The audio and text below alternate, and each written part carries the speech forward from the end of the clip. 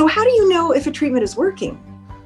So as far as evaluating treatment, you get a scan before you start treatment so we know where all the lymphoma is at. And then typically you get some sort of scan in the middle of treatment and then after you complete your 6 cycles of treatment.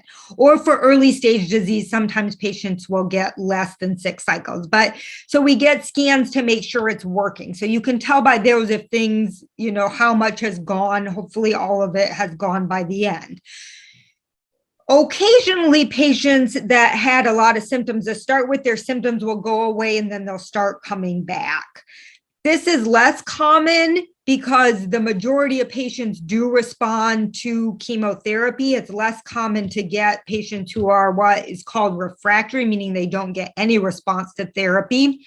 But so occasionally they'll note symptoms, but a lot of times we'll see something on that mid-therapy or end of therapy scan if it's not gonna, make it all go away.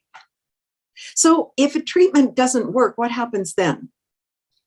If treatment doesn't work, it depends a little bit. And now it depends a little bit on the timing of that treatment not working. So it used to be that patients who were eligible for treatment, no matter if it didn't work right away or if it put them into what we call a remission, so there was no evidence of disease and then it relapsed, they would have the option of further chemotherapy and then an autologous stem cell transplant, so a bone marrow transplant where they donate their own cells.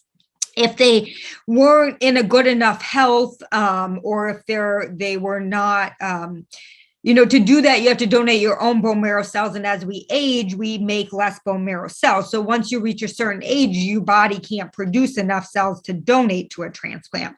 In those patients, we offered them other less aggressive chemo options, which were not known to be curable, but could put them into, remission again for a while.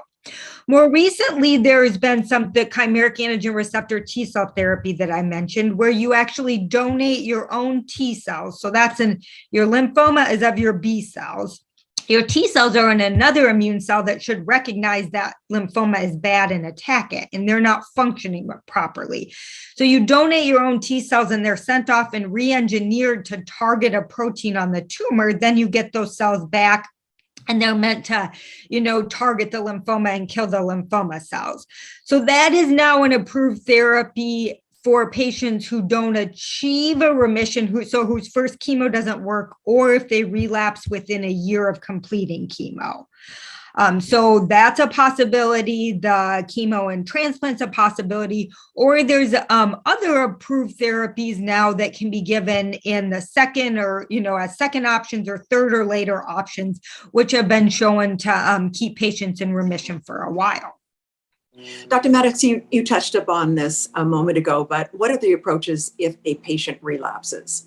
What do you do? So you would rework them up if they relapse. Similar to that, if they relapse within a year and they have access to the CAR T and they're healthy for that, then that'll be an option. The second type of chemotherapy in the transplant. So you can't just go straight to a transplant. You have to get a different type of chemotherapy to try to get the disease under control again before you would go to a transplant. Or there's a number of other targeted therapies that are approved. So there's other, I talked about rituximab is given in the first line that targets a CD20 protein. There's an antibody that targets a CD19 protein that's given at relapse. There's another antibody drug, there's actually 2 antibody drug conjugates.